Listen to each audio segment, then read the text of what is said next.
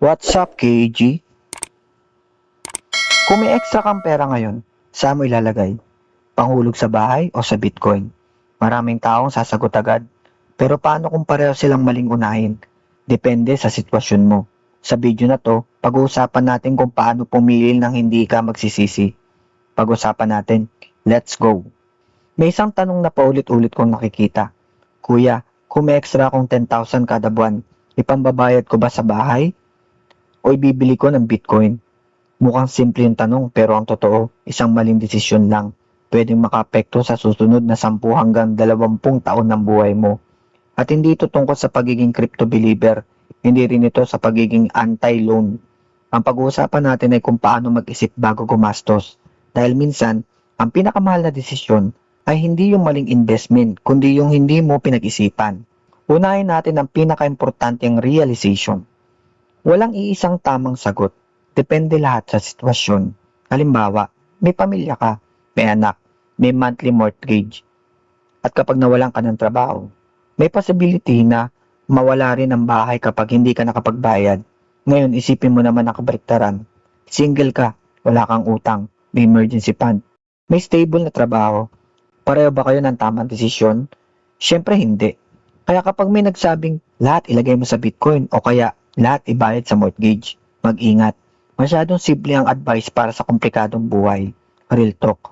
Ang personal finance, personal talaga. May isang bagay na madalas hindi nakikita ng maraming tao. Ang mortgage, sigurado ang epekto. Alam mo ang babayaran mo. May due date, may kontrata.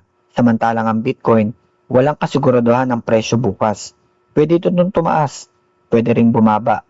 Kaya kung ang pagbili mo ng Bitcoin ay pera na pambayad sana ng bahay, delikado yon. Hindi investment man problema, risk management ang problema. Para nagmamaneho ka ng mabilis habang manipis ang preno.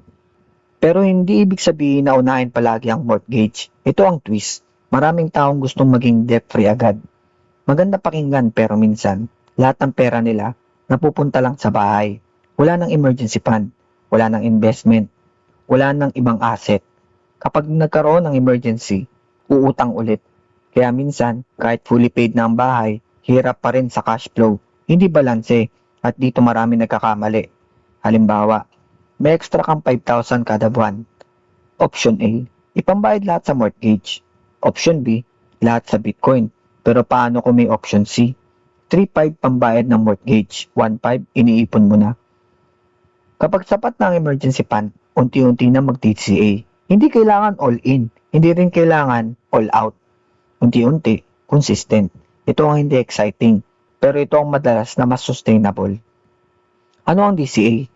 Para sa mga baguhan dito, ang DCA, dollar cost averaging. Simple lang, pare-parehong halaga ang ini-invest mo sa regular na schedule. Halimbawa, 500 pesos kada linggo. Hindi mo hinulaan ang pinakamababang presyo. Hindi ka rin nagpapa-apekto sa hype. Disiplina ang puhunan, hindi prediksyon. At ito ang dahilan kung bakit maraming long-term investor ang gumagamit ito. Hindi dahil siguradong yayaman, kundi dahil tinatanggal nito ang emotional decision making. Kung ako ang tatanungin, hindi ko i-recommenda unahin ang Bitcoin kung wala ka pang emergency fund o hirap kang bayaran ng mortgage buwan-buwan. Pero kung stable na ang finances mo, may emergency fund, at kaya mong mawala ang nilagay mong pera nang hindi naapektuhan ang pamilya mo, doon mo lang i-consider ang pag-DCA. Ang strength ng Bitcoin, limited supply, global, madaling bilhin sa maliit na halaga. Ang weakness nito, sobrang volatile, emotionally challenging, hindi bagay sa lahat, at hindi ito shortcut sa pagyaman. Noong mga nakaraang market cycle, maraming taong bumili sa sobrang taas dahil sa FOMO, at marami rin nagbenta sa sobrang baba dahil sa takot. Hindi dahil mali ang asset, kundi dahil mali ang ugali sa paghawak ng investment. Kaya kung babalikan natin ang tanong, mortgage ba o Bitcoin? Mas magandang tanong siguro ay, handa na ba talaga ang financial foundation mo? Dahil kahit gaano kaganda ang investment, kapag mali ang timing sa personal mong buhay, pwede pa rin ito maging maling desisyon. At tandaan, hindi mo kailangan pumili ng isang side habang buhay. Pwede mong unahin ang stability habang dahan-dahang bumubuo ng investment habit.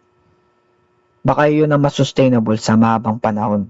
Kayo, kung kayo ang nasa sitwasyon na may extra budget buwan-buwan, anong pipiliin nyo at bakit? Comment nyo dyan sa baba. Baka makatulong din ang experience nyo sa ibang viewers.